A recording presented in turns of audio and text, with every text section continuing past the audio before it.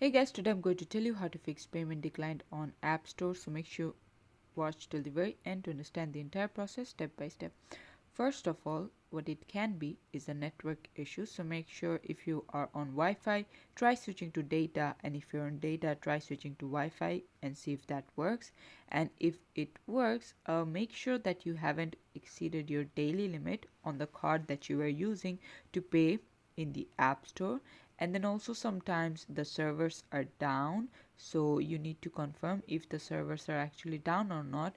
And if nothing is working, what you need to do at first is contact your bank and let them know that is there any problem with my card.